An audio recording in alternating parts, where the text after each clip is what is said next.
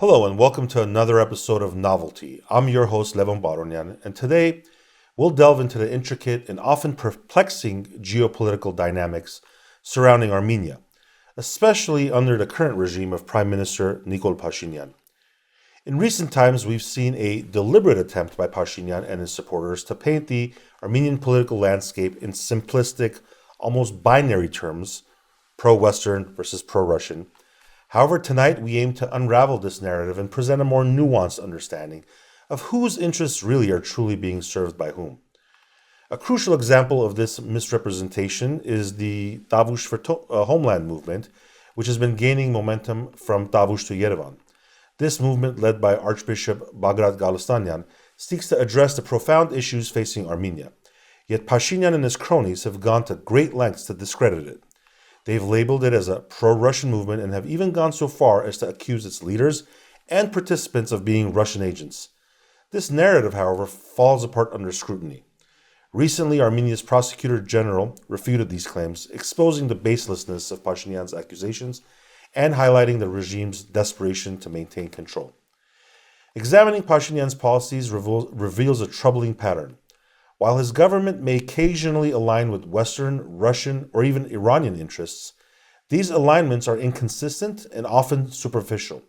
In stark contrast, Pashinyan and his cronies' positions increasingly and quite consistently appear to align with Turkish interests. This alignment does not appear to be a mere coincidence, but rather a calculated strategy that benefits Turkey at the expense of justice for the Armenian people and sovereignty and security for Armenia. For example, consider the recent statements from sources close to the Turkish and Azerbaijani governments, boldly proclaiming that if opposition protests in Armenia were to destabilize Pashinyan's control, they would send in forces to maintain order. Such declarations are not only revealing, but also echo previous statements made by Turkish Foreign Minister Mevlut Çavuşoğlu, who as far back as 2021 condemned attempts to overthrow Pashinyan's government as unacceptable. These repeated assurances from Turkey and strong support for Pashinyan during periods of political turmoil in Armenia underscore the strategic importance Turkey places on maintaining Pashinyan's regime. My guest today is Vicken Sonentz Papazian, a distinguished attorney, current board member of the Armenian Legal Center for Justice and Human Rights, and former chairman of the ANCA Western Region. Thank you for being with me here today, Vicken. It's my pleasure. All right. So, Vicken, considering Armenia's historical and geopolitical context, how would you evaluate the strategic shifts in Armenia's foreign policy under its current administration? You know, it's interesting because, as you mentioned in your opening, the idea that Armenia was at one point strictly pro-Russian and by implication anti-Western is news to me. I mean, it's a fallacy. I'm going to draw upon my own experience working in Washington, D.C. in the 80s and 90s, especially my time working in Washington, D.C. as the executive director of the ANCA at the time Armenia first became independent. Armenia and the United States enjoyed very good relations. I personally hosted on Capitol Hill and at the White House many an Armenian diplomatic leader, a member of parliament. We would often go to meet with various committee members and White House officials, State Department officials, and talk about the issues that concern Armenia the most, and Artsakh at that time. And we had a receptive audience. I'm not saying they kind of walked lockstep with us. No, that's not the case at all. But they were receptive. And what later became the OSCE started out as the CSCE, the Congressional Security Committee in Europe. I can't remember the name of it back then, but this was prior to the OSCE's creation.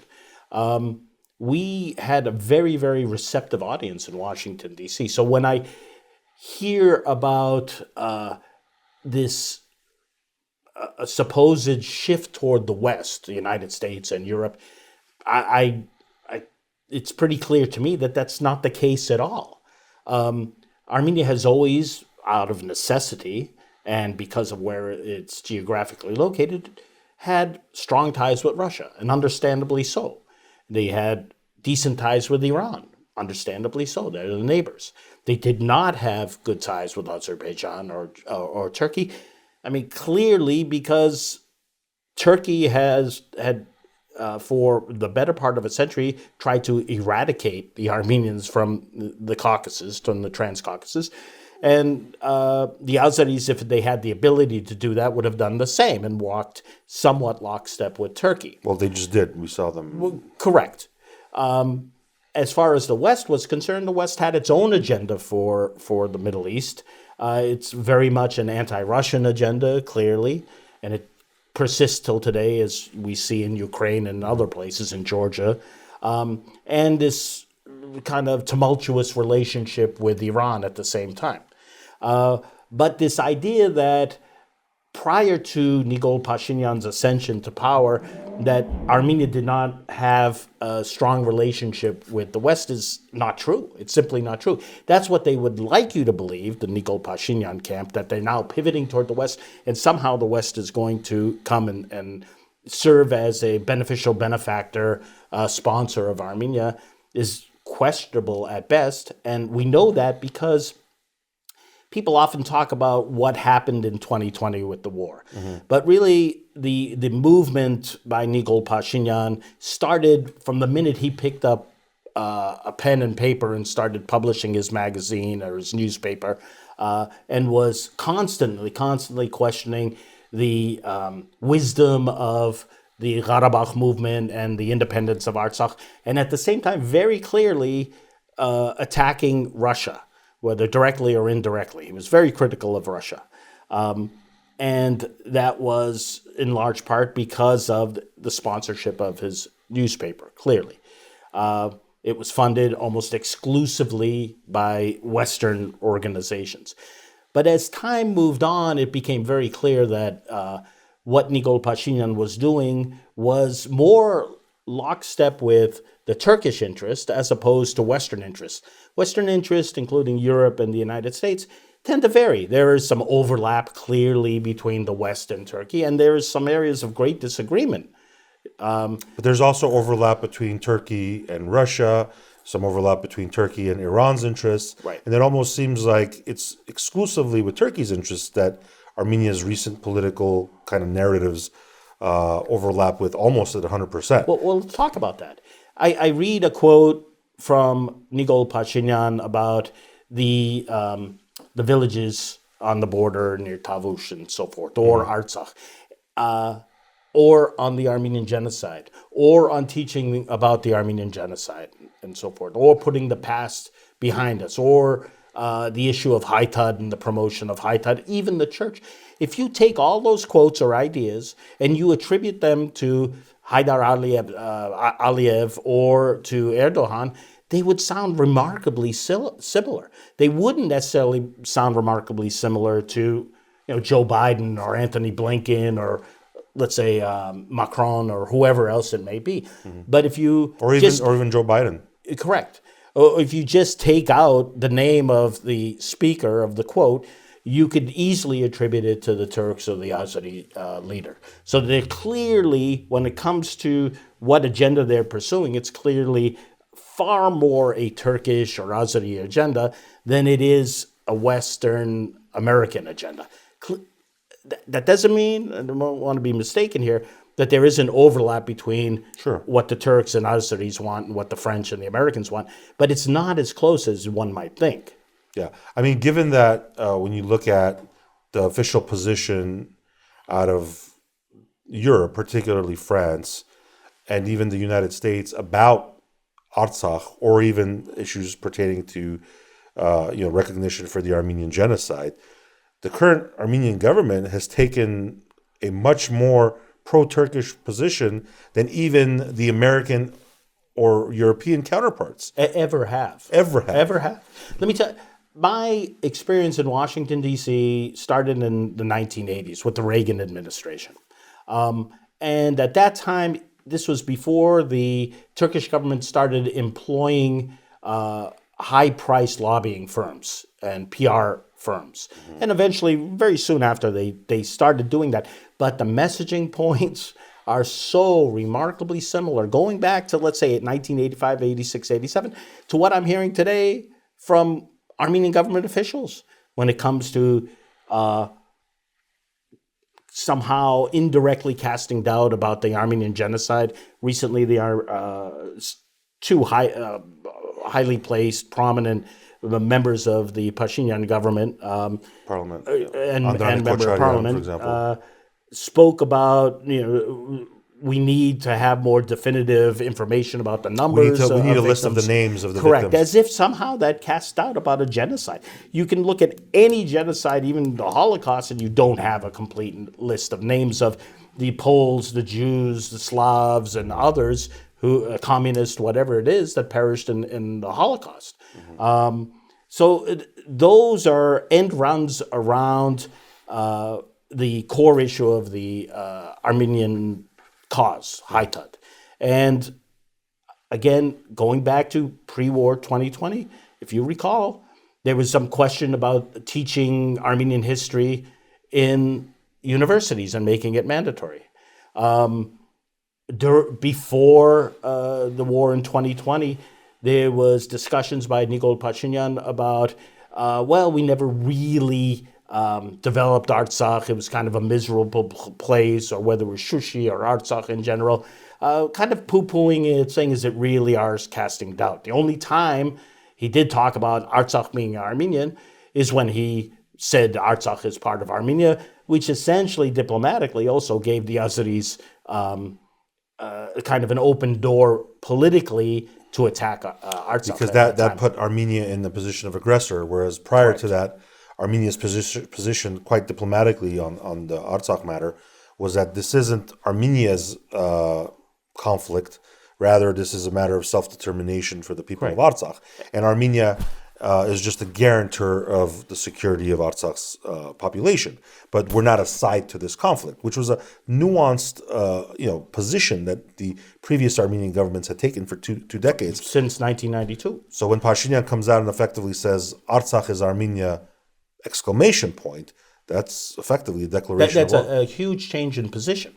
The position both amongst, let's say, Haitad advocates like the ANCA, understanding history, of course, and the Armenian government was that the people of Artsakh have spoken and have determined their destiny, and through a plebiscite had decided to, for very good reasons, seek independence.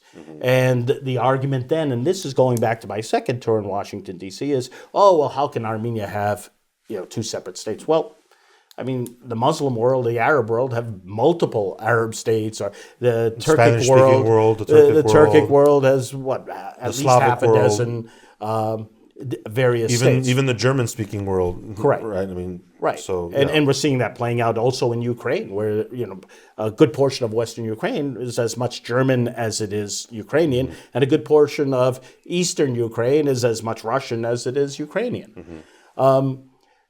So it's kind of a very, as you mentioned at the beginning, the issue is far more nuanced than they are presenting it, especially the Armenian government, which is clearly saying, and I think driven mostly by anti-Russian animus, it's clearly saying that we've rejected Russia, all things Russian, and we're open to all things Western. And the West looks a bit askance at that, but the real benefactor here in that position that they've taken is Turkey and Azerbaijan. Because even Turkey, a member of NATO, a leading member of NATO, doesn't have the greatest relationship with the United States and the rest of its allies in recent years. I mean, especially when you look at a few years ago when Turkey started buying weapons from Russia. Some argue that that was part of the reason why the United States finally recognized the Armenian genocide. Obviously, lobbying groups such as the ANCA had kept that on the agenda for decades, and had that not been there, there wouldn't even have been an opportunity for the United States to, let's say, kind of diplomatically leverage that against Turkey. But let's be honest with ourselves. If the United States and Turkey's relationships were if the relationship between Turkey and the United States were 100% perfect, we would probably still not see the recognition of the Armenian genocide in terms of whether in Congress or the president's statement, right? So there is definitely a rift that we're seeing between the United States and Turkey in terms of its relationships. So this also kind of doesn't align with this kind of bipolar world that the Pashinyan regime and its cronies are trying to present as if, it's really a choice between the West and the East. The West, as they're projecting it, in reality, it appears to be Turkey, not so much the United States, right? Well, let me again draw on my experience in Washington, D.C., and my kind of education and awakening, we'll call it. Mm-hmm.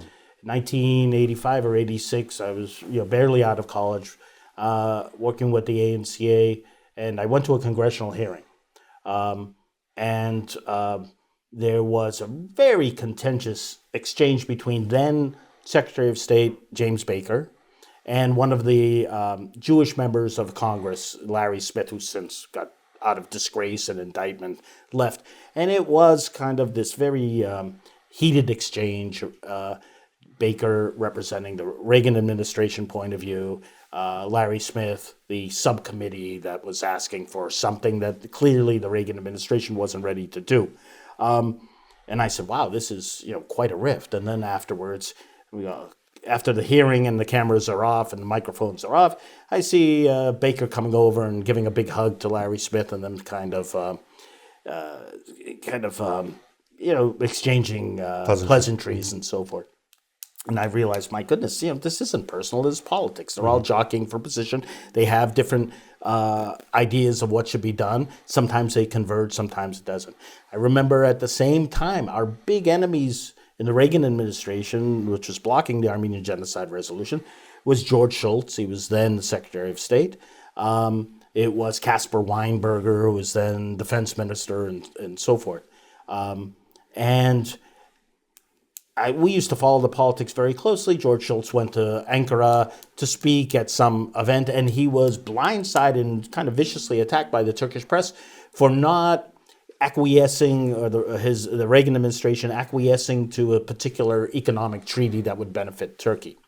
And then George Shultz said, I came here in good faith, and I remember reading this, and you kind of hit me out in the back of the head, and maybe in the next Congress, the Reagan administration will support the Armenian Genocide Resolution. Mm-hmm. And I was like shocked. I'm like, wait a second, you were against the resolution.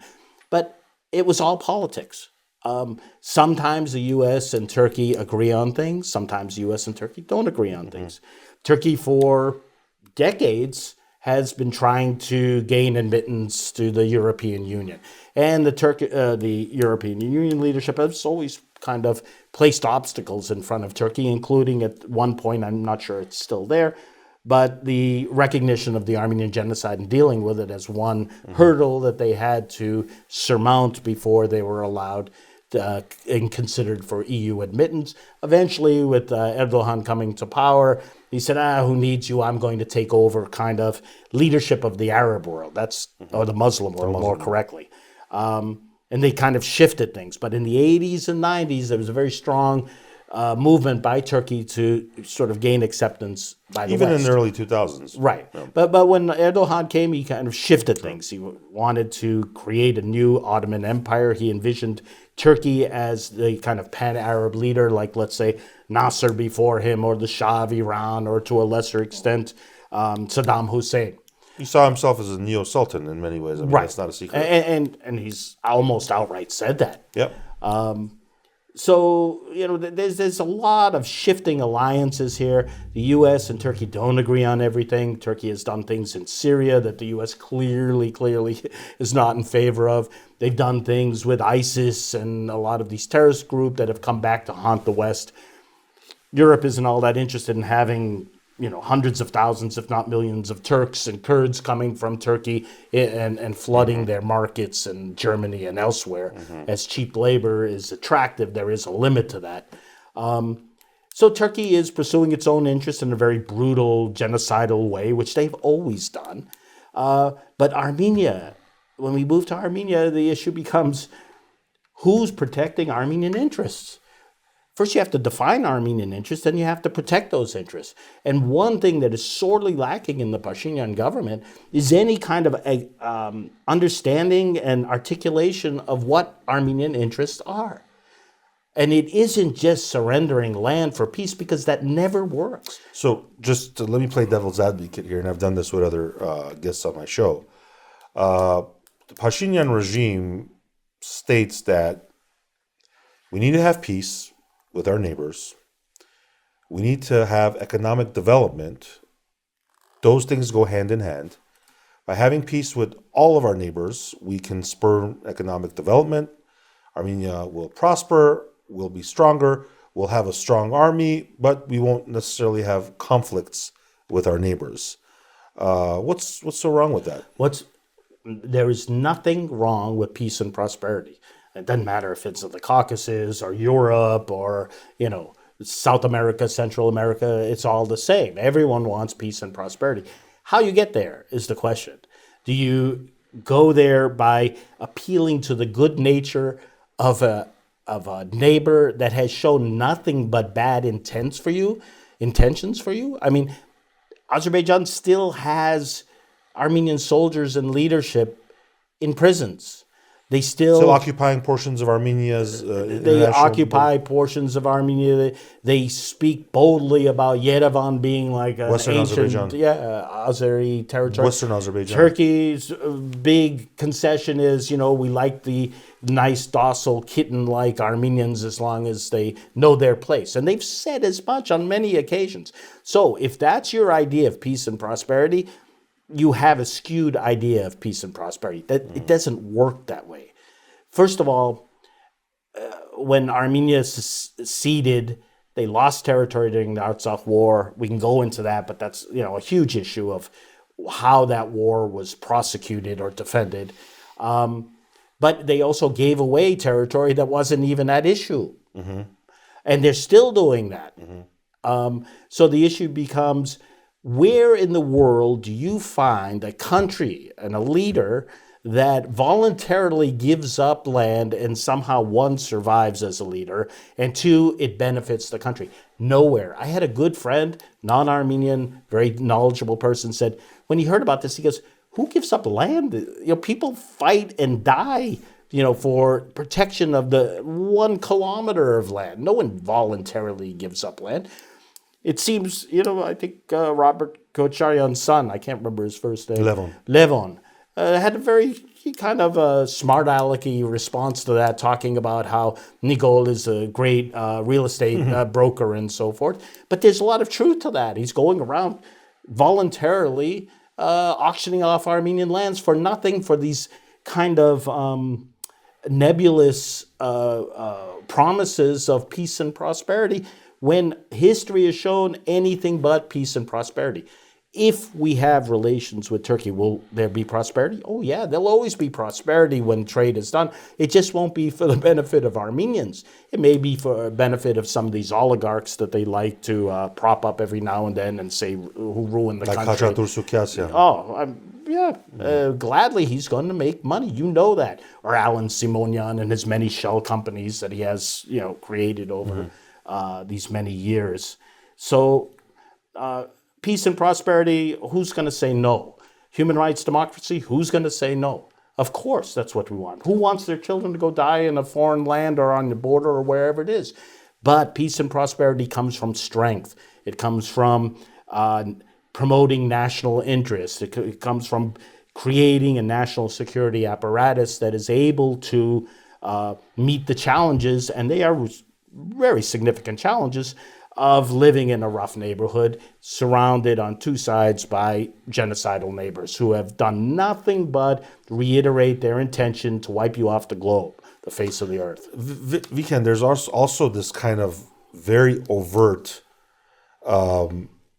narrative against Russia by the ruling regime in Armenia, to the point where they try to paint everything that's happening specifically within this prism, whether this is West versus Russia.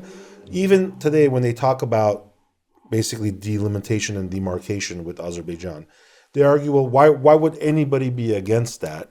These were borders we are just reverting to the borders as they were during the Soviet Union. Right, that Stalin had created. Exactly. There's the hypocrisy there, where on one side they're talking about effectively minimizing and mitigating the role of Russian influence in the region. Right. On the other hand, They're validating artificially drawn borders by the Russians greatest themselves. butcher of the 20th century, Joseph Stalin. Meanwhile, there was a commission by the OSCE to actually do demarcation and delimitation between European countries that they're completely disregarding. They're effectively going based off of the old Russian Soviet drawn borders. So there's a very apparent hypocrisy here, and when it benefits them, they present themselves as pro-Western, that they're doing this to minimize Russia's influence in the region, because I feel like that's what they see as the demand out there in the market, right? They can see that.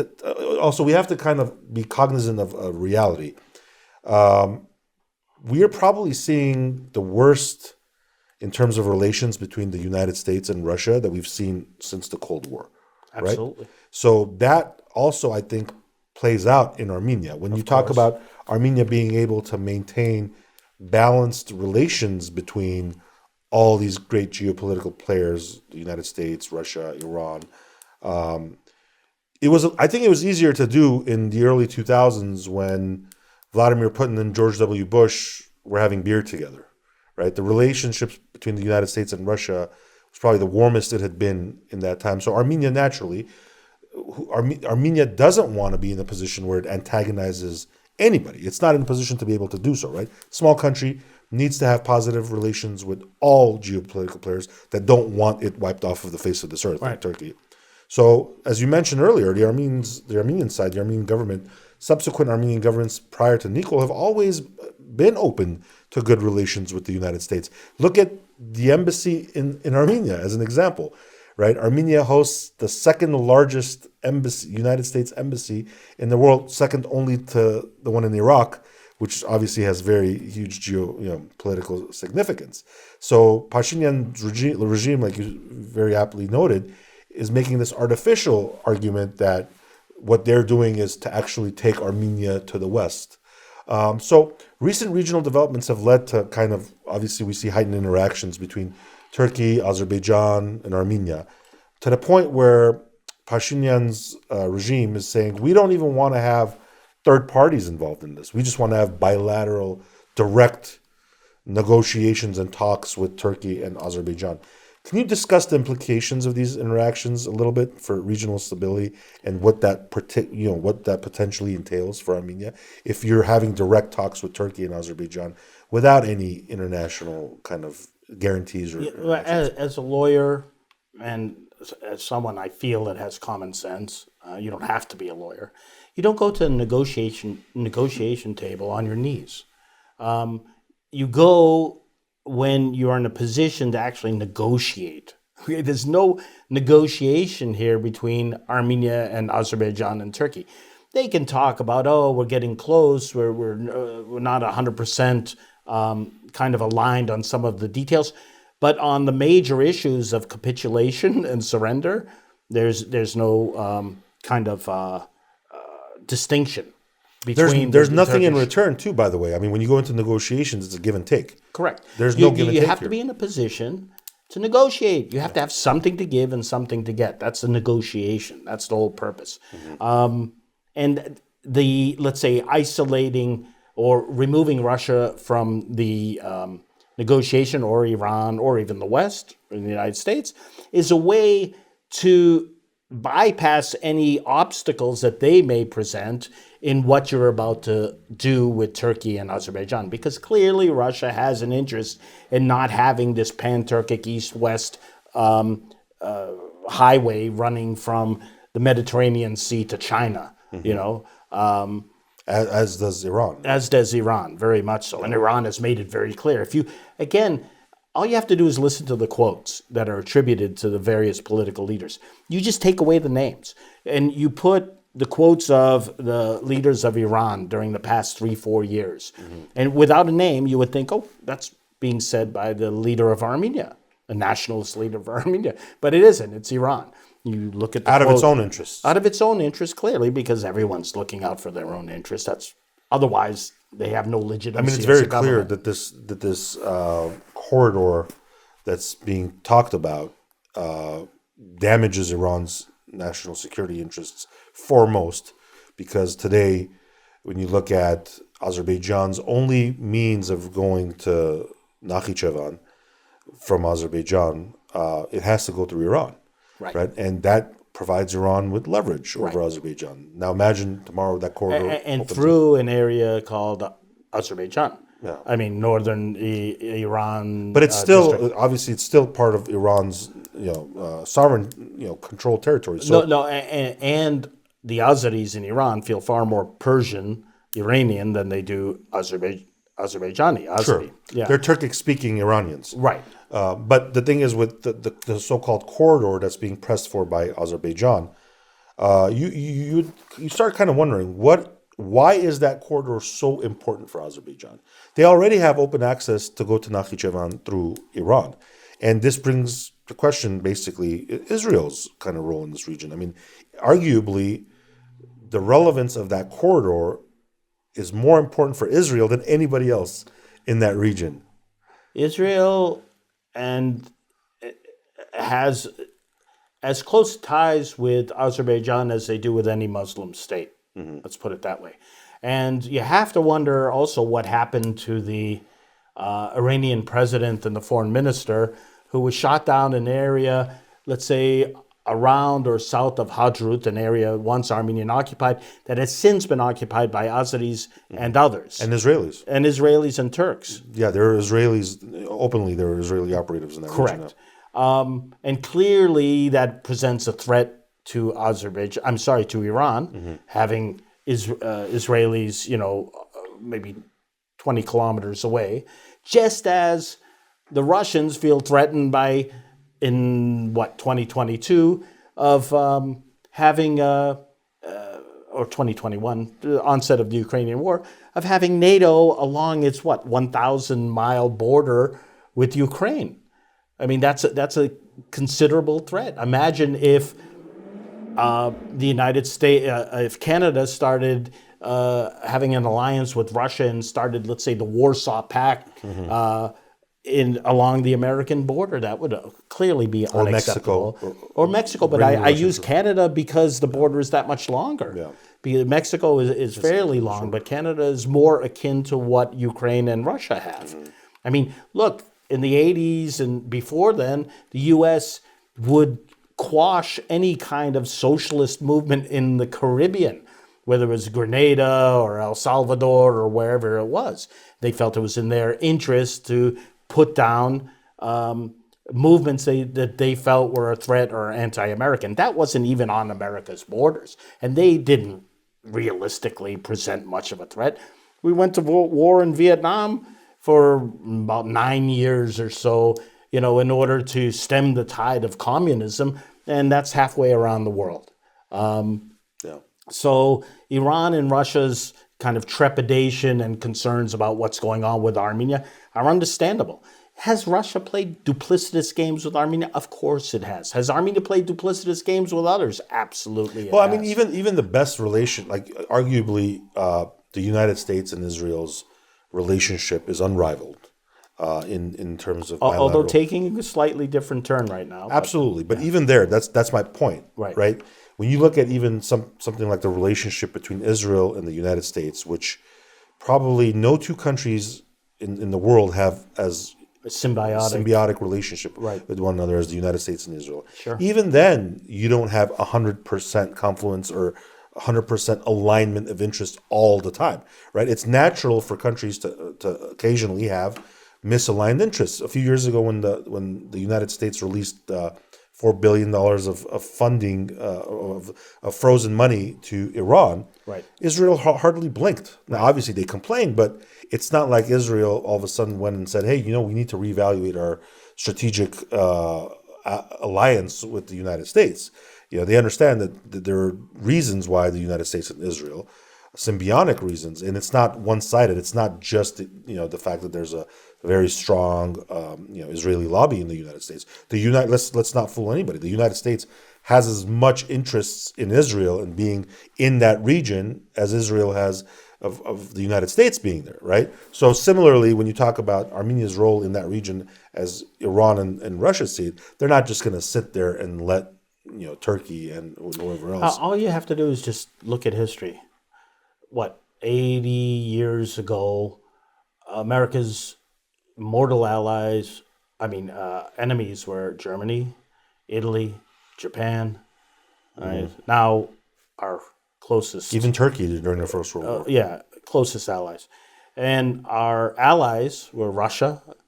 Russia essentially... In the Second World War. Yeah, Russia won... The Second World War. Sacrificed the most soldiers by far in defeating the Nazis. Americans were somewhat of a latecomer, but clearly made a difference given the war machine that we had developed then and until today. You look at the Middle East, America's closest ally in the Middle East, and when my lifetime in the 70s was Iran. Iran is the great pariah now.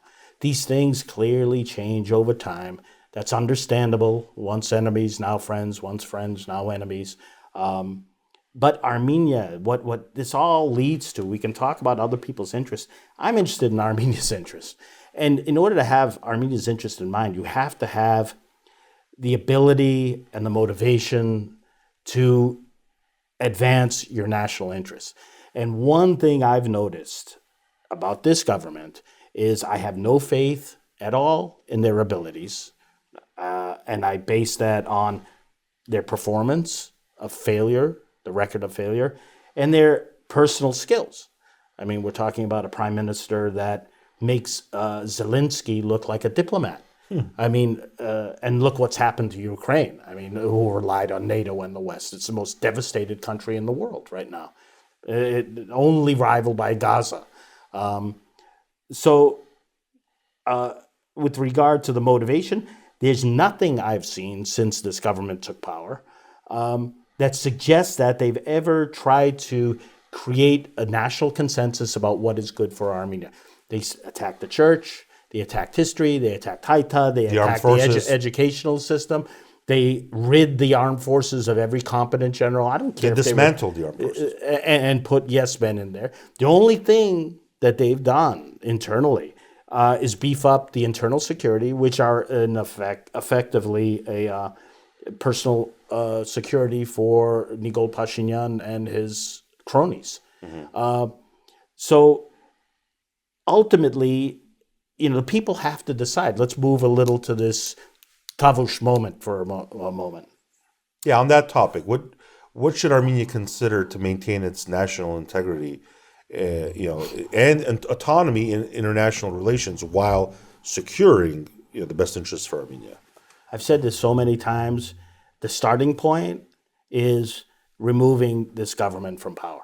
They have proven ineffective, incapable, and motivated by everything other than national interests. I've seen nothing to suggest.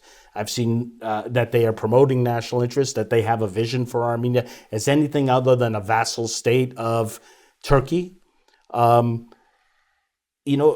always use sports analogies because I like sports and I played sports in my younger days. When a coach inherits a team and the team loses constantly, and maybe justifiably so because he didn't have very good players, guess what? The coach gets fired. Why? Because he's the coach. That's what happens. A coach, a leader, takes blame for the failures and takes credit for the successes, even if the successes have very little to do with them. It was just a matter of they stepped into a good situation or a bad situation, right? The right place at the right time. Yeah. And there used to be Harry Truman, former president of the United States, had on his desk, a little sign said, "The buck stops here." That means that ultimately credit or blame comes to me. Whether I deserve it or not isn't really the issue. You are the leader.